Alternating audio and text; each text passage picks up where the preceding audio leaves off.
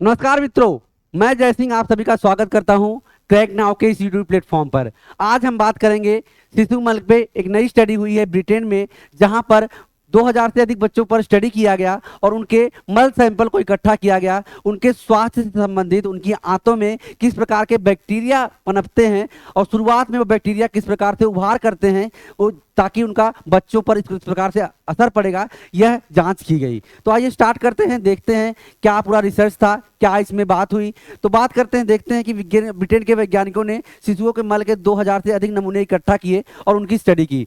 उन्होंने इस नमूने के माध्यम से यह समझने की कोशिश की कि किस प्रकार के बैक्टीरिया नवजात शिशुओं के आंत में सर्वप्रथम पनपते हैं, उपस्थित होते हैं। शोधकर्ताओं का कहना है कि उन्होंने ये जानकर हैरानी हुई कि शिशुओं का मल 3 अलग अलग माइक्रोबायोलॉजिकल प्रोफाइल से गुजरता है। तो 3 अलग अलग जो माइक्रोबायोलॉजिकल प्रोफाइल होते हैं उनसे गुजरता है और हर एक में अलग अलग पाइनीरियर बैक्टीरिया पाए जाते हैं। तो पाइनीरियर बैक्टीरिया क्या होता है, इसके संदर्भ में अगर हम देखें तो पाइनीरियर बैक्टीरिया मुख्यतः किसी भी नए वातावरण में सबसे पहले बस सकते हैं और अपना जो एक गुणन है बढ़ा सकते हैं, उसमें पनप सकते हैं।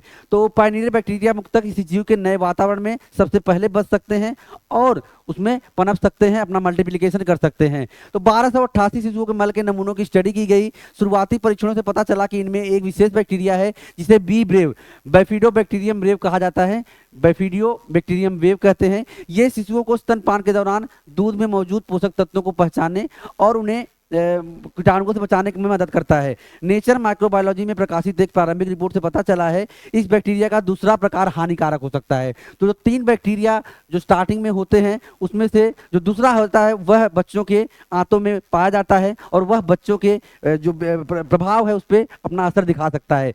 इस बात में काफी कम प्रमाण में मिलते हैं कि किसी इंसान के माइक्रोबायोम यानी उसकी आंत में रहने वाले लाखों अलग अलग सूक्ष्मजीवों का उस इंसान के सेहत पर बहुत प्रभाव पड़ता है। लेकिन शिशु के माइक्रोबायोम की बनावट पर बहुत कम काम हुआ है क्योंकि जीवन के शुरुआती दिनों में यह विकसित होता है। अगर हम बात करें वेलकम सेंगर इंस्टीट्यूट तो और यूनिवर्सिटी कॉलेज ऑफ लंदन और बर्मिंघम यूनिवर्सिटी के वैज्ञानिकों ने 1200 से अधिक सेहतमंद बच्चों पर अपना परीक्षण किया और यहाँ पर इन्होंने बताया कि ये सभी शिशु ब्रिटेन के अस्पतालों में पैदा हुए थे। उनकी उम्र 1 महीने से कम थी। इन वैज्ञानिकों ने पाया कि अधिकांश नमूने 3 व्यापक समूहों से आते हैं जिनमें अलग अलग बैक्टीरिया प्रमुख हैं, जिसमें बी ब्रेव और बी लोंगम, बी ब्रेव और बी लोंगम बैक्टीरिया समूह लाभकारी माने जाते थे। उनकी आनुवांशिक प्रोफाइल से पता चलता है कि शिशुओं को मां के दूध में मौजूदा पोषक तत्वों का इस्तेमाल करने में मदद मिलती है, जबकि प्रारंभिक परीक्षणों से पता चलता है कि ई फेकेलिस से कभी कभी शिशुओं को संक्रमण होने का जोखिम रहता है। तो जो बच्चे जन्म लेते हैं उनके स्वास्थ्य पे माँ बाप का जो एक ध्यान होता है, डॉक्टरों का एक ध्यान होता है, उससे संबंधित रिसर्च ये बताई जा रही है। इसमें बताया गया कि इस बैक्टीरिया में और बच्चों के स्वास्थ्य के संदर्भ में कई फैक्टर काम करते हैं।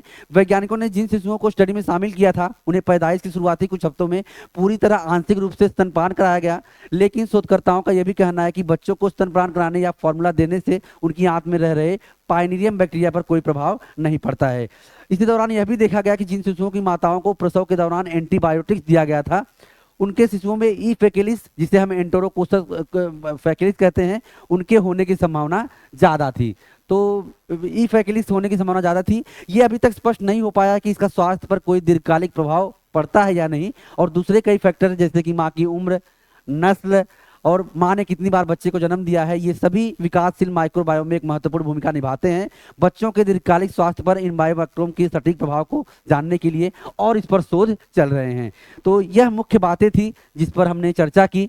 आप क्या सोचते हैं कि किस प्रकार से बच्चे का स्वास्थ्य एक अच्छा हो सकता है, किस प्रकार से इस बैक्टीरिया को सप्रेस किया जा सकता है और संभावनाएं क्या बन सकती हैं? कमेंट बॉक्स में दीजिए अपनी राय, चैनल को कर लीजिए सब्सक्राइब, क्योंकि इस तरह की जानकारी हम आपके लिए लाते रहते हैं। सो पढ़ते रहिए, व्यस्त रहिए। Have a great day. जय हिंद।